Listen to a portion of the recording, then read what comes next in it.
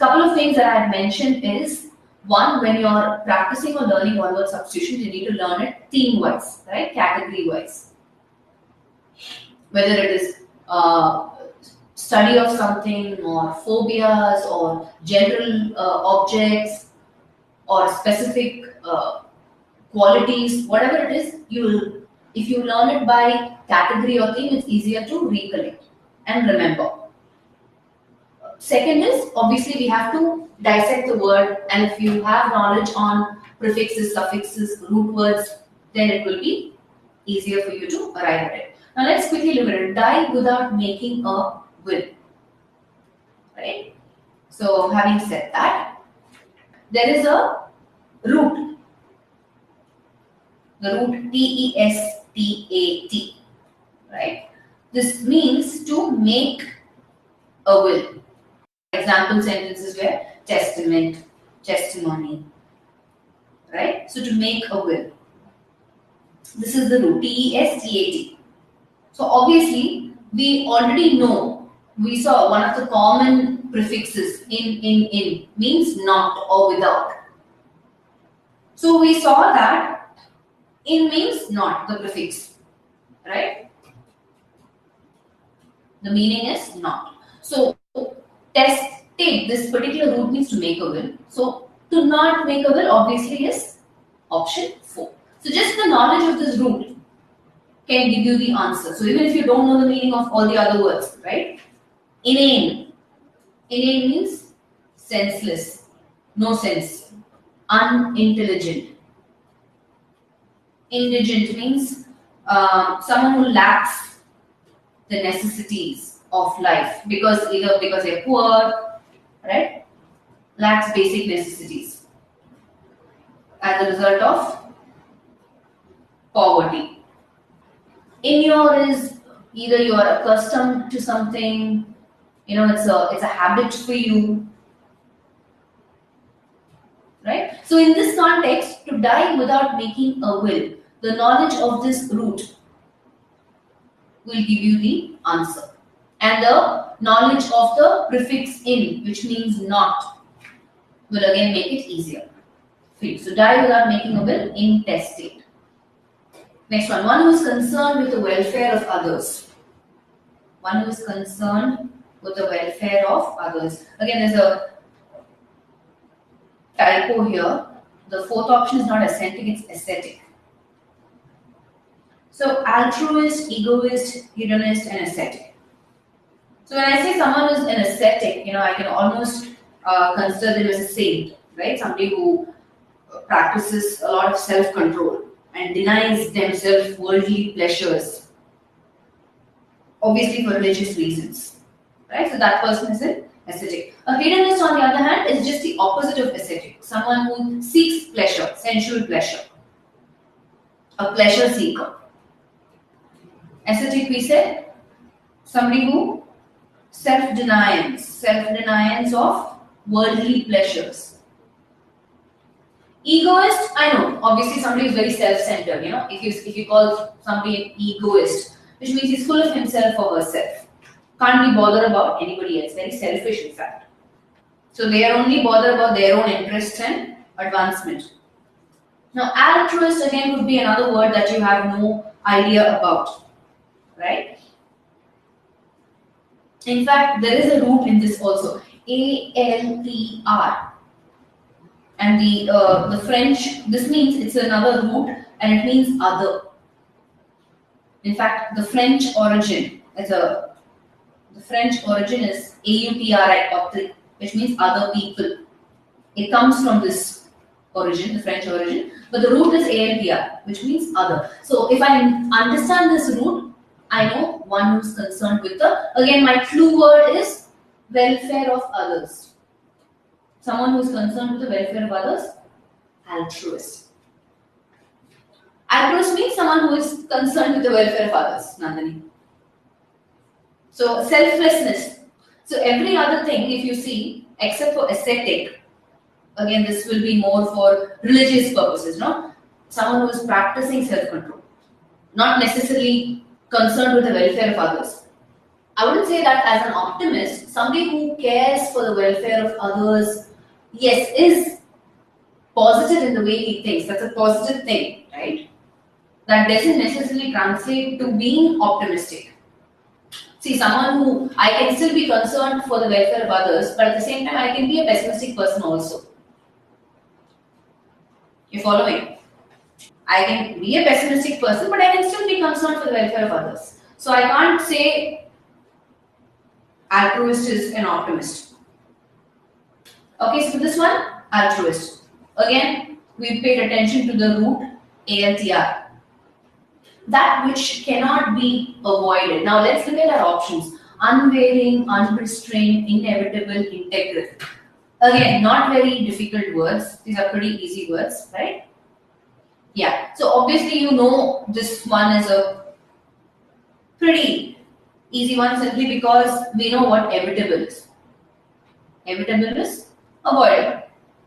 Something that is not avoided, again with the prefix in, we know the answer is same wise, we understand the prefix un as well, right? Giving us the same meaning. Not. Varying is can change, unvarying is never changing. Restrained is controlling, unrestrained is not controlled. Integral is a completely different word, right? Integral, when I say something is integral, I'm talking about something is very, very essential, very, very necessary. That's not the word in this context. That which cannot be avoided, easy one, inevitable. Opinion contrary to accepted doctrines. Opinion contrary to accepted doctrines. So what are all the keywords here in this? Something that is contrary to something that is established or conventional. Right? So having said that, don't get confused with the word controversy. Right? A controversy is completely different. That can be a public dispute on some matter. That's not what we're talking about. We're talking about something that is contradicting what is conventional, what is accepted, what is established. I'm sure all of you know what a convention is. Convention is a meeting, right? Where people gather together to discuss some concern, some common concern that they have.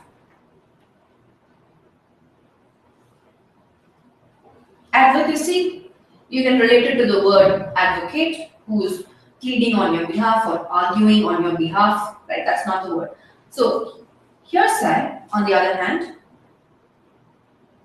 is an opinion or a belief that is thought to be contrary to established. So, our answer is hearsay again, which is fine, Manas, no problem. The objective here is for us to get familiar with as many words as possible, right? And one way in which we can retain or recollect information is to use that word repeatedly, right? One of the things that most of us have a challenge of is using vocabulary. We tend to forget the words that we are learning.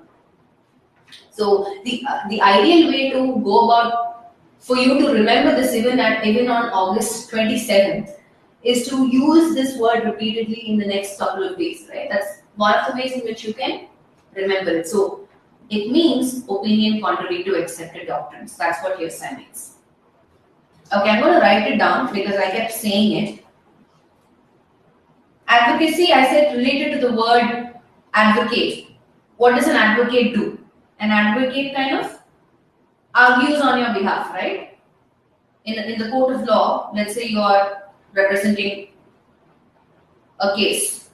Not representing a case, you're the one of the person who's part of the case. So you have an advocate advocating on your behalf. So he's either pleading or arguing with you. A person who agrees to work for somebody in order to learn a skill. Some of the words that you obviously already know is assistant and pupil. Right? Easy words. An assistant is somebody who helps you, a helper. A pupil is a student. A lackey is basically a footman or a male servant. if you didn't know that. So having said that, our answer is apprentice. Right? A person who agrees to work for somebody in order to learn a skill. So basically the agreement is for a specific amount of time. So in that time, this person will learn or master that art or trade or business. Make pale by excluding light. That's our next question. The options are accumulate, foliate, percolate, and procreate. Procreate is a word that we are familiar with, right? Which means to reproduce. Percolate is, you have these percolated surfaces where we know it's a porous material or filter through which, some sort of liquid either drains or seeps. So basically it's a porous material. When you say percolate, it's the act of something that either drains or seeps through a porous material. That's percolation. Foliate. Foliage, it comes from the word foliage, if you know, leaf. So that's not the right word here. Make pale by excluding light. Ethiollate, on the other hand, right, is a word where we're saying, usually it's a word attached or connected to botany, the subject botany. Right? In botany, they're talking about generally plants kind of need manure, water, and sunlight for it to grow into a healthy tree, right? But ethiollate is a process where what they do is they deprive the plant of light. They do not show that, they do not expose the plant to sunlight, but so basically without sunlight, they kind of go ahead and try to develop this. So that's the meaning of ethiollate. Which one word you can't understand, Abhijit, or one word substitution itself is a challenge for you. See, the idea is for one word substitutions, like I said, either you know the answer or you don't know the answer. Right? That's one thing. The second thing is, if you're familiar with certain root words, you can eliminate wrong answer choices. So if you look at this, if you look at the sentence, it says make pale by excluding light. So for example, if you lock yourself in the room, right, without exposing your skin to sunlight, there is high chances of your skin tone or the color of your skin changing, becoming light, fading. It might even turn grayish, depending on, I don't know what skin tone you have. But basically what I'm saying is you become more pale. It loses color. You lose color. Because sunlight, vitamin D is very essential for a healthy, vibrant skin. Right? So having said that, so understand the context. So make pale by excluding light means you're deriving something of a very particular ingredient or an essential thing that helps being, whether it is a plant or an animal or a human being, survive or flourish or thrive. Right? So one of the essential components for the plant is light. So you're making it dull, or pale means dull, right? Without any color, insipid. So you're making it dull by excluding light. So even if you don't know the meaning of the first option, ethiollate, right? If you look at other options, procreate, not a difficult word, we know. It means reproduce. Percolate, we're talking about an action where some sort of liquid either drains or seeps through a porous material or a filter. Foliate comes from the word foliage, right? Which is again connected to leaves.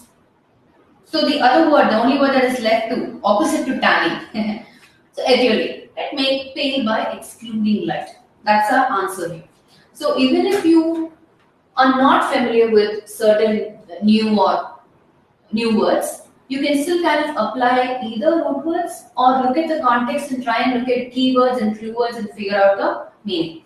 I think I said it comes from the word foliage, which is referring to leaf, but foliate itself means either you cut or you use a hammer, and it could be a metal surface, right, where you make it into a thin leaf or foil. That's foliate. So to either hammer or cut, usually metal into a thin leaf-like. That's foliate. We're going to move forward. So someone who is designated to hear both sides of a dispute and make a judgment. Okay. So here we're looking at someone who's listening to you, right? Especially the keywords are dispute and then they are making a judgment. They're judging you based on the dispute. So they're being fair, they're listening to both sides. Now let's look at our options: arbitrator, manager, magistrate, and counselor. So one of the easy words that you can quickly relate to is obviously, even if you don't know the meaning of the first one, arbitrator, you know what a counselor is, right? Someone who counsels, someone who advises, a person who gives counsel. So here in this context, there may not be both sides to it. There might not be a dispute.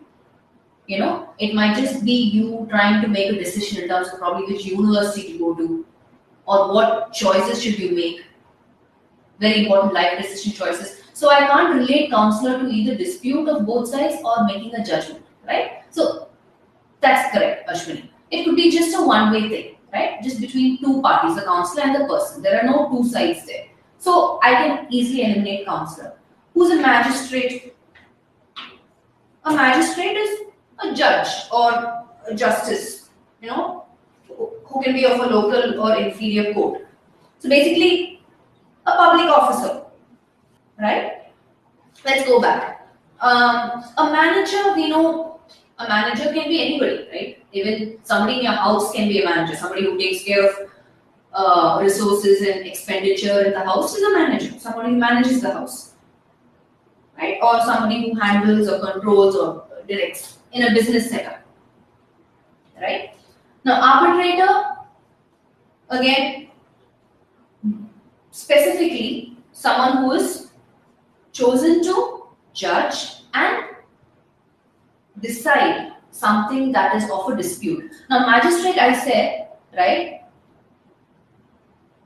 A judge, but is the sole purpose of a judge is only to make a judgment on dispute of both sides? When it comes to judge, it's a more extensive area, right? So it is not only, I can't limit the magistrate only to a dispute.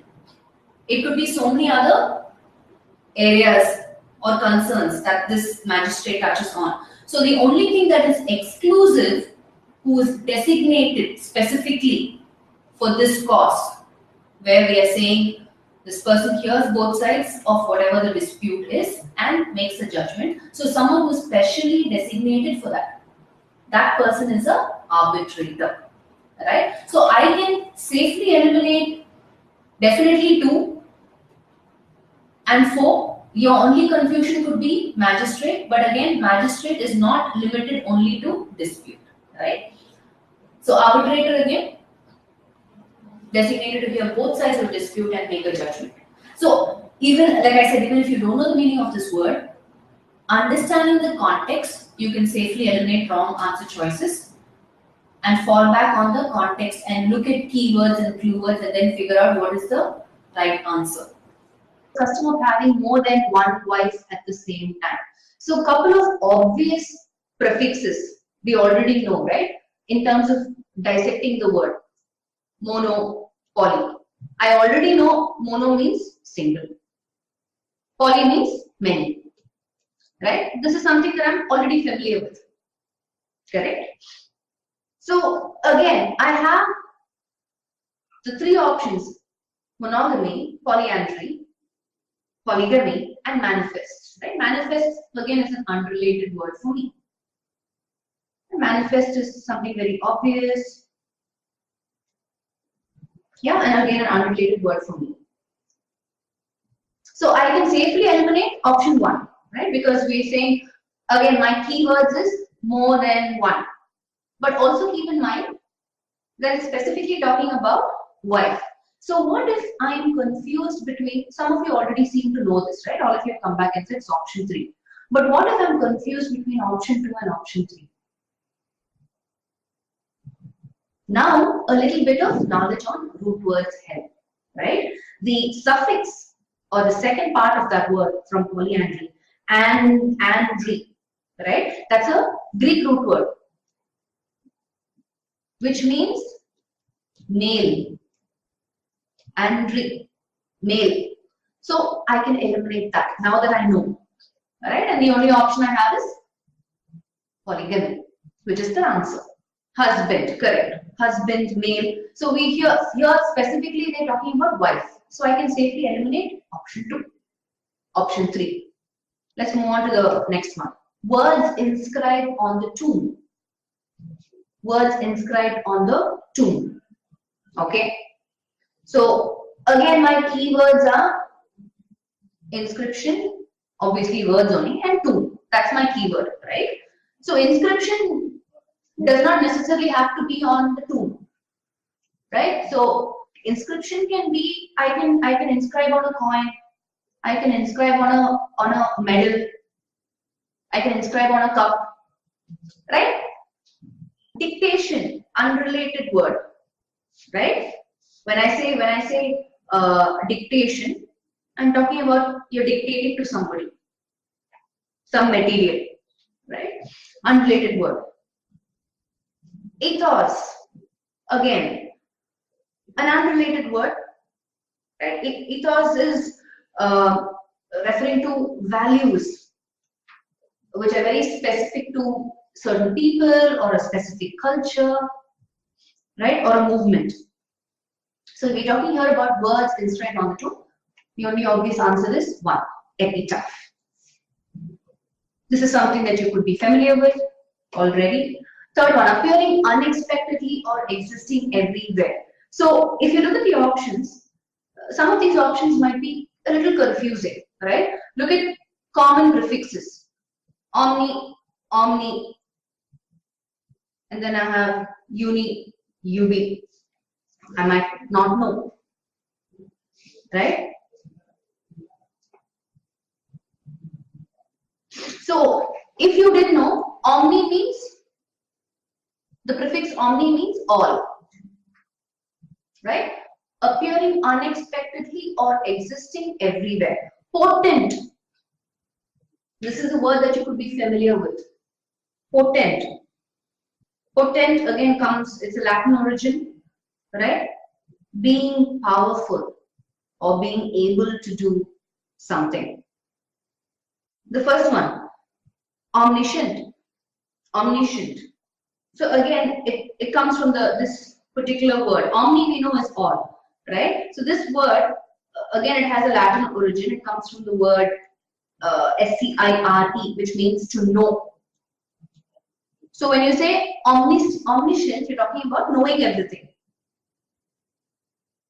right? So omniscient means having total knowledge or knowing everything. But the term that we have is somebody who is existing everywhere. So knowing everything, being all powerful, and ubiquitous. So this again, if you are not already familiar with this word ubiquitous, I don't know how many of you already know this word, right? Ubiquitous again has a root. It's again a Latin root, ubiquitous, which means which means everywhere. This is a Latin root, which means everywhere. So ubiquitous, which means being or seeming to be everywhere at the same time. Otherwise, what's the other word for ubiquitous? Can somebody tell me? I'll give you a clue. It starts with omni. Just so that you're expanding your knowledge, right? Anybody, quickly, yes. Omnipresent, right? Ubiquitous or omnipresent. So if omnipresent was one of the options, then you would have chosen that, which means the same, appearing unexpectedly or existing everywhere. Universal, we know, of relating to or affecting the entire universe, unrelated word here, right? So the answer option is 2, ubiquitous, otherwise called as omnipresent. To denounce in thundering tones, that's our next phrase. The options are option 1, fulminate, option 2, eradicate, option 3, devastate, option 4, desecrate. To denounce in thundering tones. Eradicate, we know.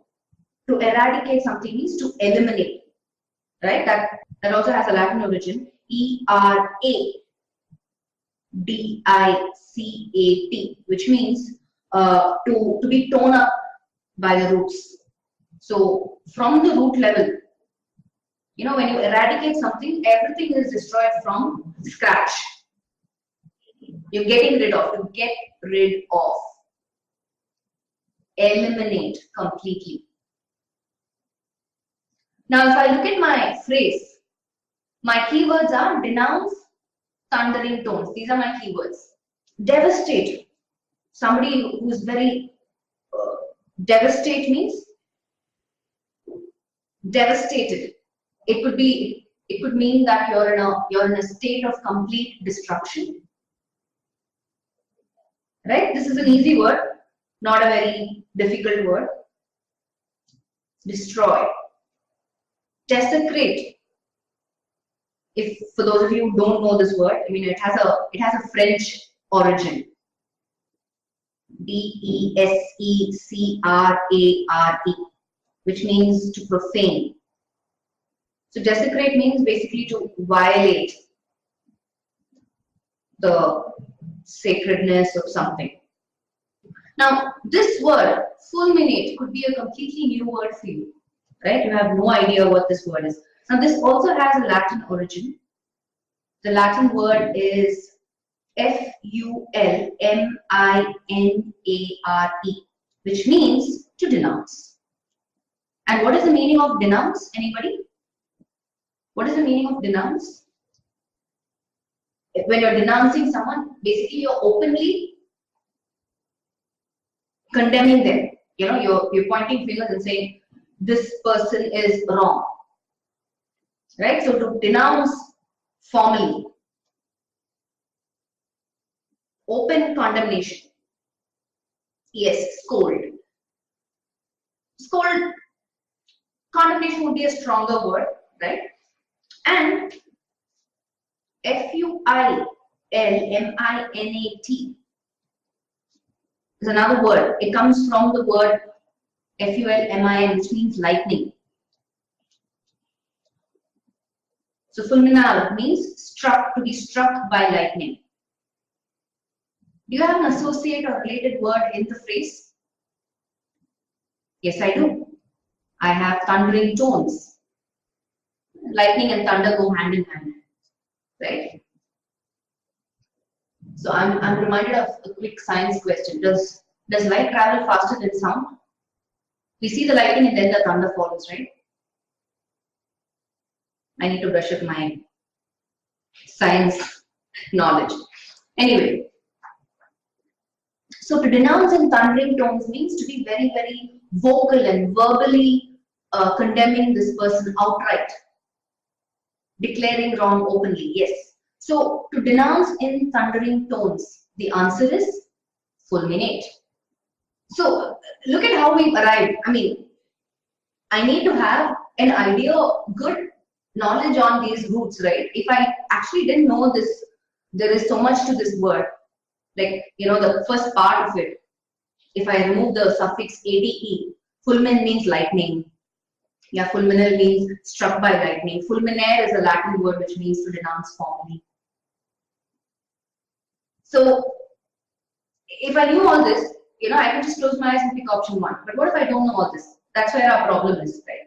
We're not familiar with all of the root words or prefixes and suffixes for that matter, but it's a good start. That's why I said the more one-word substitutions you practice, the more aware or knowledgeable you will be of certain root words. Moving on to the next question. Deviation from the common rule or standard.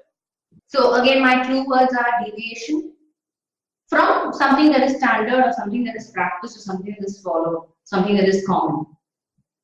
These are words again that you would be familiar with, but you're not, but you may not be familiar with. But just so we have these words in front of us, let's quickly look at how to dissect these words, right? Some of us are not familiar with certain Greek or Latin root words, so let's quickly look at that. Let's attack the first option, which is analog. Right? Now, analog again has a Greek origin. The Greek word is analogous, analogous, which means proportionate. So when you're talking about something that is proportionate, obviously we're talking about something that is similar, right? The quality of being similar, and something is proportionate when you have two things. So here, obviously I can safely eliminate option 1 because we're saying we're talking about something that is not following a similar pattern, something that is a deviation. Anagram. Again, anagram, if you're not familiar, they have a lot of vocabulary games with anagrams. Anagrams are nothing but, again, breaking it down. This also has a Greek origin. Ana means back or anew, which means something created in a different way, in a new way, or in a new form or manner. And gram comes from another Greek root. Gramma means letter. So basically when you say anagrams, can you give me examples of anagrams? So basically we're saying letters are jumbled where you can form different words with the same letters in that word. Are you following what I'm saying? So there are 5 letters, right, which can give me one word. The same 5 letters, if I reshuffle it, I can completely form a new word. So can you think of anagrams? I don't know if you guys are following what I'm saying. So let me give you an example. So I have SACTIN, right? This is one word. So if I jumble up the words, if I go back and forth with these words and I play around with these words, I can come up with another word. Stain. Right? So this is what I mean by anagrams. So you'll remember this word. One way to retain or recollect or expand vocabulary is to visually picture and play with the words. You dissect it. So now you know anagrams is basically going back and forth or reshuffling and playing with words. Anyway, the next one, anathema. Anathema. Saint. Yes, very good. That also comes from this has both a Greek and a Latin origin. Anathema, Latin origin, means excommunicated person. Excommunication, excommunicated. Or something devoted to evil or a cursed thing. Anomaly, on the other hand, right? It has both Greek and Latin origin. It comes from the word anomalous or anomalia, which means inequality, uneven, irregular, right? For those of you who don't know the meanings of any of these words, right, a little bit of knowledge on root or the origin will help. So given the options, I know that the answer is anomaly. Some of you might be familiar with this question, so it is easier for you to come up with the option. Yeah, deviation from the common rule or standard means anomaly. Moving on, only one of its kind. Options: unilateral, unitary, unique, uniform. Only one of its kind. So I know that the prefix uni means one, right? But we are saying one of its kind. So we all know that uni means one, right? Then we have to look at the remaining part of each of these sentences. Uniform is something that we already know, right? We're familiar with.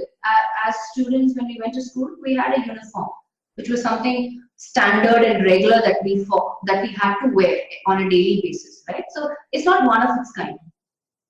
So I can safely eliminate 4 out, right? One standard form used. Come back to option 1. Unilateral. Now this, the second half of this word, right? It also has a Latin root. Unilateralis. That's the latus is the Latus is the Latin origin, which means one-sided. So when we say unilateral, we talking about undertaking only one side. Undertaking only one side. Performed or undertaken only one side. But only one of its kind means we're talking about a characteristic, right? Unitary. Unit. I can relate it to that word. In that word, the most obvious thing, if I remove the suffix ARY, I have unit, right? So unitary has to do with or characteristic of one or more units. So I want you to relate two words, just looking at them and dissecting them. If I look at unitary, okay, I'm familiar with the word unit. The obvious suffix is ARY. So it has to do with the root, unit. Is that what the phrase is? No. What's the other phrase? Unique. Unique is not a difficult word. This is a word that you should ideally know. Right? So if I say, this particular girl or boy or this person has a very unique ability to inspire people, which means he or she is one of a kind. Right? Something very unique about them, something very not typical, unusual, different. They stand out. Right? A unique opportunity to buy a house or whatever it is. So in this context, only one of its kind is option 3, unique. So I'm sure you, even if you, think about, like I said, unique is not a difficult word, right? You've heard people use this word in various contexts. I'll just write down the example sentences. She has a very unique ability to inspire people. You can come up with your own sentences. He has a unique way of telling stories, right? Or behaving with the kids. He's very popular among the kids because his style or mannerism is very, very different and unique. One of its kind. We're going to move forward. It's a unique piece of diamond. Okay?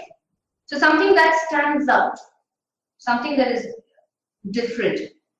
Every item in the exhibition was unique. There you go. Right? So think of where I can apply this word in certain sentences. The next one, of a very short duration or period. Of a very short duration or period. What are our clue words? Short duration or short period, right? That's our clue words. What are our options? I have transient, I have ad hoc, I have transitional, and I have diurnal. Okay, so I'm going to go with the last option, diurnal, right? So this also has a little bit of, if I, there's an obvious prefix di. Anyway, this has a Latin origin, URNALIS, DIUMUS, which means daily, right? Day. So basically, when I refer to something as diurnal, I'm talking about something that is relating or occurring in a 24-hour period, right? So something that's very active during the daytime, like a daily newspaper. This word diurnal, I can relate it to daily and day. Active during the daytime. So again, this is an unrelated word. I can eliminate this word. Transitional.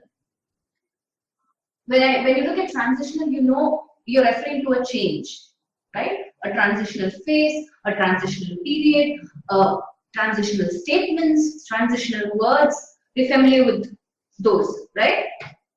So when I say transitional, we're talking about change from one form to another, or it acts as a link between preceding and following sentences, right? Now this change does not necessarily have to be short, right? One of our clue words in the context is a short duration. So for example, let's take the stages of our life, right? Human life. So we have baby, toddler, childhood, and then we have adolescence, and then we have adulthood, right? So looking at the different stages of our own human life, I can say adolescence is a transitional period between childhood and adulthood, right? It's a transitional stage between childhood and adulthood. Now, is it necessarily short? It could be a specific time, right? Some time. So keeping in mind our clue word, short duration of period. Ad hoc. What's ad hoc? When you say ad hoc, you're talking about something very impromptu. Ad hoc activities. Ad hoc activities. This also has a Latin origin. Ad hoc means to this. As in when you're referring to something literally for this specific purpose. Again, unrelated word in the context, keeping in mind the phrase, I can safely eliminate it. The only problem most of you will have is transient or transitional. Particular would be for, I don't know what that is for, but either ways. Transient. This word also has some Latin origin. Trans means across. So it comes from the transire. So trans is across, ire is to go.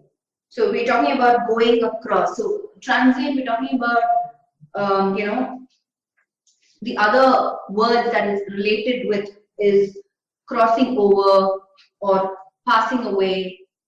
So we're talking about something that is quickly from one end, one sort of a time to another, right? So of a very short duration of period. So we're talking about a crossover. Usually when people pass away, when they die, they say they move from this particular earthly phase to a heavenly phase. The transition is really quick. Like you die, your soul leaves your body, and there's an immediate. So that's for a short period.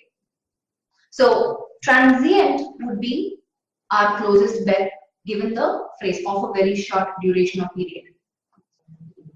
Again, if you are confused with similar meanings that words come up with, like Pawan says ad hoc means temporary, right? You need to go back and look at where these words are applied. So look at contexts where these words come up, right? Ad hoc used in specific situations, what meaning does it convey? Transient used in specific situations, what meaning does it convey?